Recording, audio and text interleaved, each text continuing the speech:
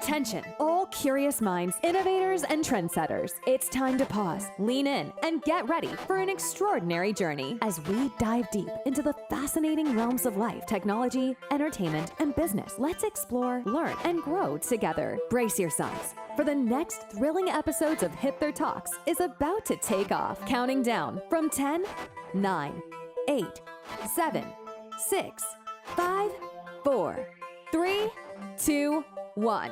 And here we go. Hi everyone, Zoltan here. We're back again this week with Hipther Talks, and this time we are sticking to the VPN services and also on Web3, blockchain, talking about NFTs, etc. But I have the pleasure of having with me Shachindra Kumar, CEO and founder at NetSepio. So hi Sachin, nice to have you here. Hello, Zoltan. Pleasure to be here. All right. So before we dive into the questions, we have this tradition of asking our guest to say a few words about himself and his background and about his company. So, Sachin, the floor is yours. Sure. Yeah. Okay. So where do I begin? I am Shachindra. I'm based out of Bangalore, India, and I'm an electrical engineer by qualification. After my engineering, I dabbled into software development, IoT, embedded systems, until I read the white paper of Bitcoin, and then it has been an amazing journey for me.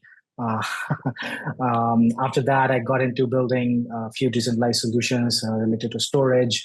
I dabbled also in computer vision, building some solutions related to environmental sensing. But I mean, quite lately, the premise of decentralization and cypherpunk values kind of like excited me to build something on the same lines, right? And then from there, I kind of like got into cybersecurity, understanding what kind of tools are out there, building my own narrative around why should we build tools that empower individuals. So yeah, that's been my journey into building what NetSepio is all about right now. Prior to building NetSepio, I was building solutions related to NFT marketplaces. Before that, it was more about proof of provenance. So I've been into industries like supply chain, understanding IoT field as well. And that's I'm still discovering the space. I'm no Web3 expert here, so Nobody is. We're just laying the bricks as we go along.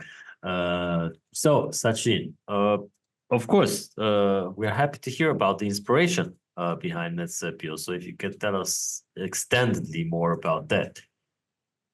Sure. I mean, the idea went long back since I started to get involved into Web3 space. At that time, it was just crypto, and there was no Web3 term back in 2017, 18. Yeah. And I began traveling around those times, and certain places I used to visit, I found that internet was censored. Then I kind of like found out, okay, I can't even access Google here. And then I found out, okay, let me use a traditional VPN. Then I used that, I paid the $12. And then I found out it stopped working the next day. Then I got to another competitor. It stopped working as well. So I found out, okay, the best way is to self-host. Then we started, for myself, I started to self-host my own VPN servers. And then I found out like, if there is a way to kind of like, because self-hosting is not popular with other users, right? So how come we go about decentralizing it? And then we found out like, even though you decentralize it, other players are also in the same space. The problem is like pay-as-you-go model is not well perceived by users. And also VPN is a commodity that people, especially in Asia, expect it for free. And behold, there are many free VPN apps out there, right? And what they do is, I'm not going to point names of fingers. There was a very recent incident where a major big tech company like Facebook kind of were spying on its competitors' users by making sure that the VPN is free, and then they were able to install rootkits. So even if you're not paying for the product, you are the product, right? So I mean, there must be something done in this space where everybody gets access to the cybersecurity. So as I said, rooted in cyberpunk ideals, we thought like, why don't we approach the angle where enterprises pay for the cybersecurity requirement of the user, right? And we kind of like started to test this idea around hackathons. We put it against various forums. We got some positive feedback. Essentially, we also created a tool where it could also act like a firewall. So it was earlier a browser extension. We still have that. So whenever you go to a site, you could rate it, whether it is spewing hate or stereotype content, and then you could actually open it and see if it's politically motivated, or even if there are spyware or malware on that website. So we created a decentralized repository on chain that alerts you of maybe rug pulls or scams. And then we got some very good feedback within the Web3 community. And then we kind of like thought, like, why not build it in a manner where you get access to cybersecurity, but you don't have to pay for it because it's paid for by the community, built by the community. So the entire network is community driven. And that's what the core ideals of NetSepio emerged from. I mean, it was very simple, just creating a smart contract and people just updating their information in it to becoming what it is right now. So it's basically becoming a DAO. Yeah, I mean, governance, again, would be driven by the community. But of course, essentially what happens with DAO, I mean, again, I've got opinion on DAO as well. Essentially what happens, like the decision-making is becoming very much stifled because not everybody understands. Let's say I'm just going to talk about BSSID discovery. So a lot of different deep-in products are out there. They're basically launching their own hardware, right? And what happens, like it's more or less becoming like a walled garden. You can't even talk to the hardware. I mean, forget about open schematic. You can't even build that hardware on your own. How are you supporting decentralization if I can't even look behind the scenes what's going on, right? So, and if you are putting this information all across the DAO, not everybody understands it. So till we reach that point where everybody understands the stake of what happens, so we are kind of like making sure whatever we build, currently it's built in public, but we're going to open up the platform in incoming times. Yes, once we go mainnet, token, and everything, it's going to happen eventually. Oh, this is a great story. Sure. This is a great story. Thank you so much. So, so what problems are you guys aiming to solve with NetSepio, and how does it differ from traditional VPN services? Because maybe our listeners, not all of them come from the Web3 or blockchain space, but would like to understand more about what is the difference between your service and the traditional ones. Right. Again, tradition. I mean, we are not just about offering you VPN. I mean, of course, we started off as that point because that is the kind of like getting us a very quick entry into the market. But we are all about democratizing cybersecurity. So we have got browser extension to help you understand on the application level, on the browser level, the domains you're visiting, the links you're clicking, whether it is safe or unsafe, right? We also have Discord and Telegram bots that you can add it to your server, and then it'll tell you whether the links that are being posted by users or even the user's identity themselves has been reported as scams in other channels or not, right? And then we have this VPN, which is community-driven, community source nodes, which run these VPN servers that people can connect to and have access to content. Of course, you have to pay for the VPN to use, but also there is an enterprise node component into it where, say you are a gaming company and you don't want your users when they're traveling to connect to free VPNs and get their data stolen, then you can run the node and all your users are going to be safe whenever they're traveling and there will be no censorship. So it's more like content delivery uninterrupted. And that's what it is. And then we are going down further, one more mile, and making sure that the specification of decentralized Wi-Fi network is very much open. And that's what we are supporting. So essentially what world we're envisioning is that democratization of internet, and not just internet, safe internet, happens on a global level, right? And the way it works is as the companies pay for users access to a safe internet. So let's say your user. So I mean, as a company, right?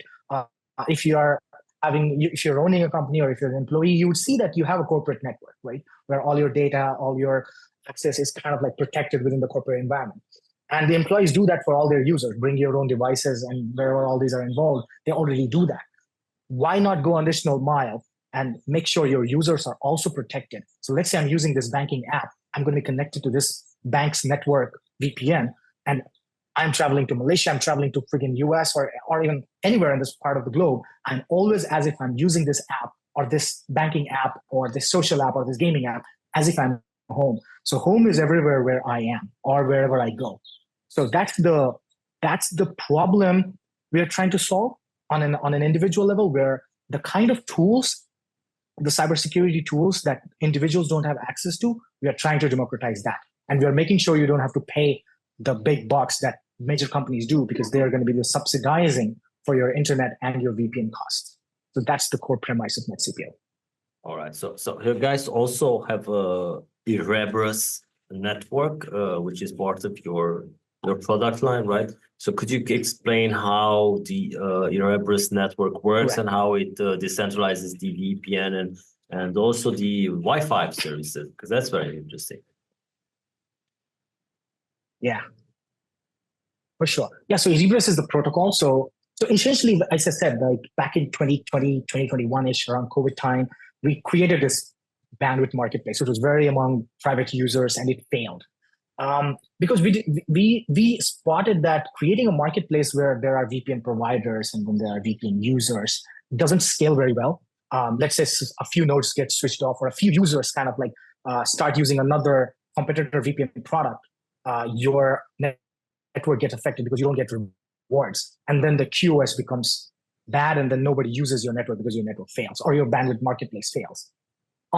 So we had input from that. So what we thought, like, why are we just going to build another VPN marketplace? Why not just go down a path where enterprises can trust, and users can also trust this VPN when they're being run by this node? They're not going to steal your data, because often it's all about being the exit node, because the one who controls the exit node basically controls how the configuration is in place and how your data basically moves from one network to another, from one node to another. So we thought of like designing a protocol building on top of WireGuard, because WireGuard is already industry recognized protocol. Enterprises already use it. So we built on top of WireGuard a protocol where you could actually see in action what configurations is this node running this particular node on. So essentially, everybody who runs Erebus application or the node software is kind of creating a community-driven network where all of these nodes talk to each other. They're able to assess how much bandwidth has been passed, how many nodes are kind of like online, how many clients are connecting to it. Secondly, the way Erebus network is defined, that the private key of users, because the way VPN works, like there is a public-private key encryption, so all your data is encrypted on the client device. The private key that is used to encrypt your data is generated on the client side, and it never leaves the device, right? Where compared to a traditional VPN, I mean, even if they are generating on the client side, you cannot prove it, you cannot verify it. So building in public and having it in a decentralized landscape helps us make the community understand that we are very much secure compared to other, and you can actually verify what's going on behind the scenes. So that's what Erebus network does on the VPN scale. When we were starting to implement this, a lot of people said, what if I want to run it on my own device? What if I want to have it on my own travel router? So we kind of did an early experiment with making sure that you can connect to the VPN through your travel router, and then you can connect all your devices to the router, but rather than having our applications installed on all devices. So then we found out when we are doing that, many people showed interest in running a Wi-Fi node as well. So what people can do, they can register their Wi-Fi hotspot network onto Erebus network. And what happens is, like, when you connect to this Wi-Fi node, you automatically get connected to the VPN node as well. So what happens is, like, just to give you an example, let's say you are running a Wi-Fi, right? Let's say you are having a cafe or your studio, and there is free Wi-Fi. Let's say I go there and then I can connect to you. It still doesn't protect me from what kind of configuration you have set. Maybe you're doing deep packet inspection, right? So I would still need a VPN whenever I'm connecting to a public Wi-Fi. So why not I club the VPN onto the Wi-Fi landscape itself, so users don't have to really worry about connecting to your network. Secondly, the Erebus network, the way it's set up, it randomizes your DSS ID. So whenever you're connecting to our network, you can be assured that we are not capturing your MAC address, and we are basically obfuscating that to make sure that a unique device gets connected every time whenever you connect to our network. So we are not monitoring or tracking your access or geolocation across the whole world, wherever you go. All right. So earlier you mentioned the use of zero knowledge proofs for privacy. So can you explain how this technology enhances the user privacy within your network? Sure. Again, as I said, I mean, it all sounds very well and good, like everything is public, everything Yeah. is decentralized.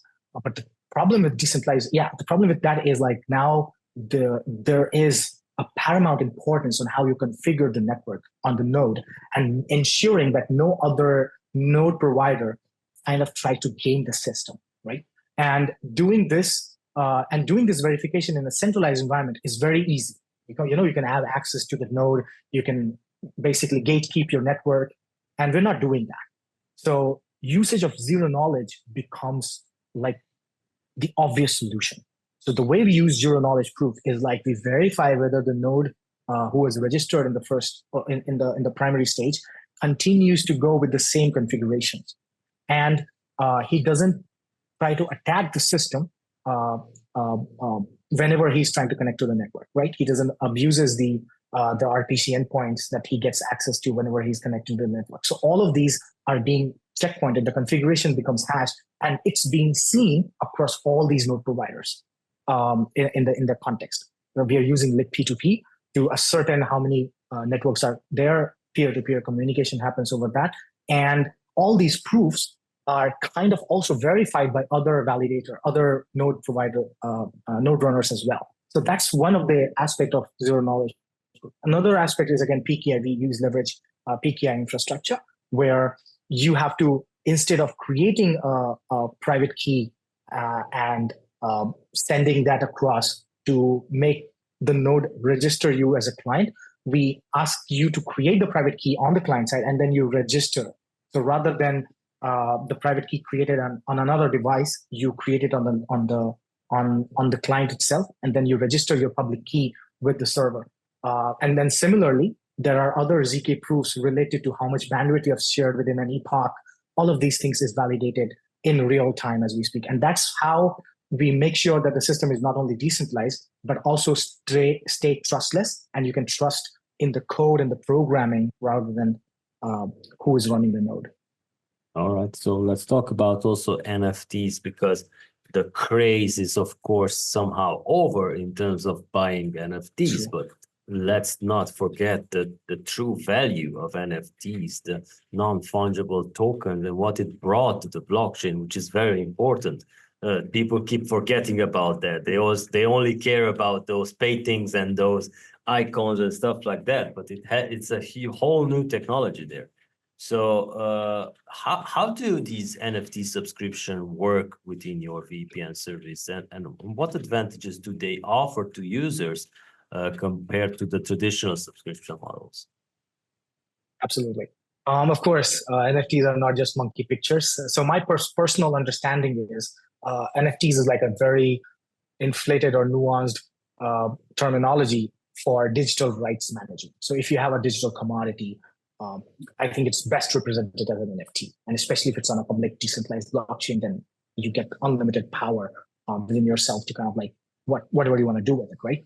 So we are following a specific NFT model, which is a subscription NFT. So what it allows users to do is like once they mint the NFT, they, of course, can create as many VPN clients, can connect to the Wi-Fi network, discover how many Wi-Fi nodes are around them, and they can connect to it on a pay-as-you-go model, of course. But on the VPN, they have to pay a set amount every month. So rather than just, because users more like want to know how much is the price they have to pay upfront.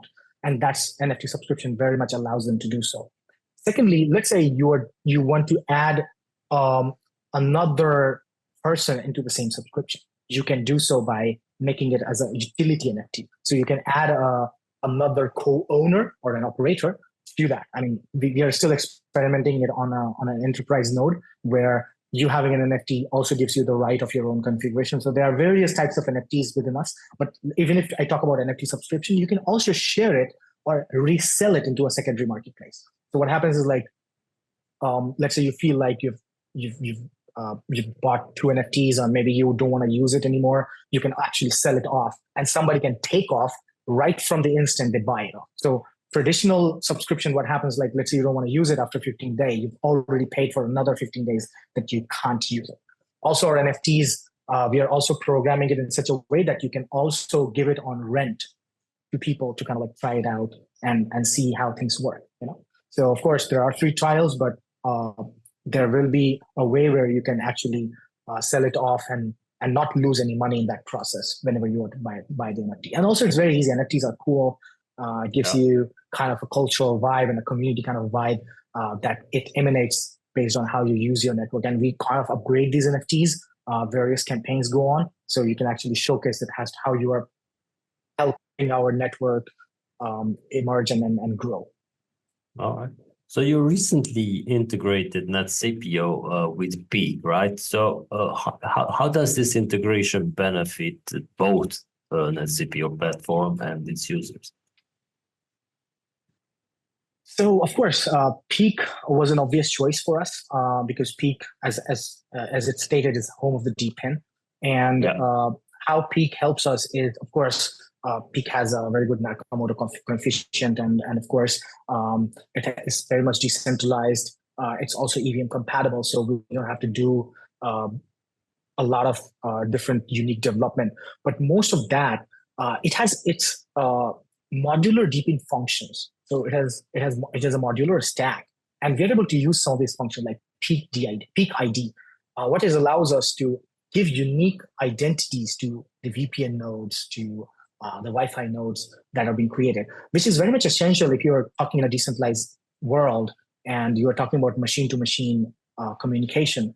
Identity becomes a big challenge, and that's something having a composable layer that Peak provides out of the box is kind of helping us make sure that we can quickly identify how many networks are there, how many nodes are in the network are there, and if there are any downtimes, you can actually pinpoint it and very quickly understand and scale from there vertically or horizontally for that matter.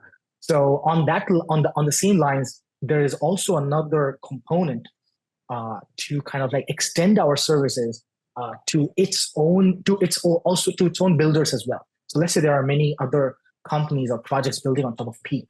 So we become immediately available. Our SDKs, or should I say our functions, are immediately available for them to build on top of it. So, and hence the extensible layer that Peak provide us. And of course, there are many other companies building on top of Peak, and there are charging stations, there are various cybersecurity solutions also. So I think this becomes more like a layer where information exchange happens between machines, and it's without any gatekeepers. All right. So maybe can you elaborate how the Peak's infrastructure supports the scalability and security of your services? Sure. So of course, when users run our node, they have to kind of like put their private key and they have to stake their certain amount of Peak tokens because we don't have a token yet, so we have to stake it in Peak to run a node. And this is one way to ensure that you are not gonna attack the system, right? So that's one way. And secondly, the sheer decentralization into the space allows users and the node provider to kind of like interact in a very fast manner. So it has a high TPS. So it has a very, very high throughput, which means we can cater to the demand, a rising demand of users when they want to connect to VPN, when they want to set up their nodes. And all of these tracking of bandwidth between multiple providers, between users for both Wi-Fi and VPN can happen in a very fast manner. And that is one of the ways we experience that Peak is really going to help us scale our own network to a greater extent, which was not seen with other L2s out there. All right. So when we talk about scalability and users, we also need to talk about community. And I'm interested in what role does the community play in the NetSepio ecosystem, and how do you incentivize participation and maintain trust within the network? Sure. I mean, of course, community is the core. whatever we are doing. And we are about to launch our community rewards program, where people from different roles and different organizations can be part of NetSepio network. So they can kind of support us right now by running a node, and they're going to get various kind of rewards because that is one of the ways we get to show the strength of our network. So the early node runners are going to get most of the rewards. And of course, you don't have to always run a node to be. You can be a beta tester. You can be. You can just check and provide us suggestions as to what protocol and as to what kind of SDKs they would want us to build next. And of course, lastly, people who kind of like talk about us as to where they would want us to go next. Like we want to focus on gaming companies. We want to make sure that our SDKs are installed in existing apps where they don't have to pay for using VPN to play a certain game. I mean, and these kind of also suggestions are going to help us a lot, but also people who want to write and talk about us. So there are various kind of rewards that are going to be offered to the community who are going to help to reshape the world of cybersecurity as we know it. And of course, NetSepio, we don't aim just to be the one because we be in a collaborative effort. So we will be, of course, extending our support and taking support as well from other builders and other companies who are in the space. We're also kind of tackling the same problems as we do. All right. So how do you see the future of decentralized internet security evolving? And where do you guys fit into this vision? Decentralized internet security is more like not thinking about security, like you as a user are already protected by the network you're connected to, by the apps you use, right? And it's all happening at the speed of thought. Like it's all happening as if it's bound to protect you from the emerging attacks that are coming in. Secondly, you don't have to think too much about it because you already would have the required tools to protect yourself from the threats of like bots, DDoS attacks, or even getting a content that is censored. So you don't have to think about that. So I think that's where the decentralized internet security is evolving. And the way we are fitting into that narrative is by giving those specific solutions. So on the community engagement front, our adaptive threat protection tool allows you to understand these threats are not to be taken lightly, and you should not visit these domains or sites or websites so that you don't download any malware on your site, right? But eventually, what is going to happen is like on the application or on the network layer itself, you won't be able even to see these attacks, as if these attacks don't even exist, right? So you go at a particular different city or a different country, and you don't really care whether the internet is censored or not because you're already protected. You're already traveling as if you're in your home. So the entire digital landscape is going to get much more democratized, and it doesn't have to be related to your socioeconomic or geographical status. And in that evolution, we believe to kind of like change the landscape for good. When we say that the enterprises and the companies have top-notch cybersecurity products and tools at their hands, I say that individual users get access to the same without having to pay a lot for it. All right. So as a closing question, I would like to ask you about what's next for you guys at NetSepio, and how do you plan to expand or evolve the platform in the coming years? Yeah, I mean, there are a few things we're already looking into. As I said, threat protection. I mean, we have started to use AI to do predictive analytics, understand what kind of emerging threats that are there available on application layer, network layer, and we are able to like kind of label them correctly. And that is where we're going to be going next. As I see that AI is becoming more and more evolved, we tend to use more of its capabilities. Secondly, creating more sandbox solutions so users can kind of inspect certain files, certain links before they even get there, and all of it happens very quickly without having to go through installing multiple applications to inspect what goes on behind the scenes, the application or software they are trying to use.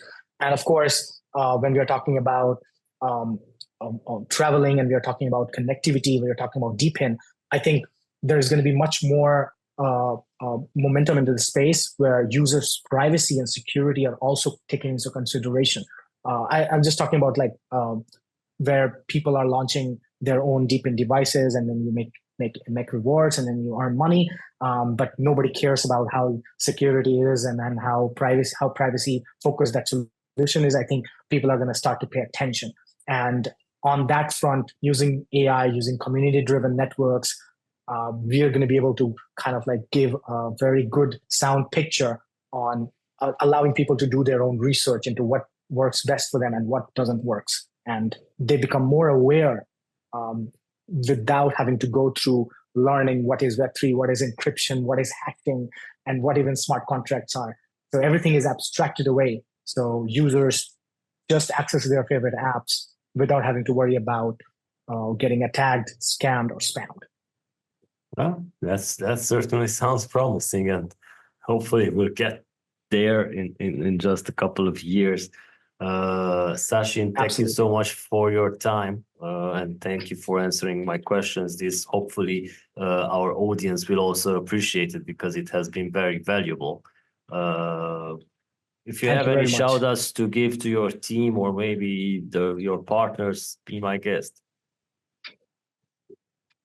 Sure. I mean, I definitely I appreciate you taking time for this call, and I am more than delighted to kind of share more of my insights. But of course, I mean, you might be seeing me and talking to me, but I'm not the only one here.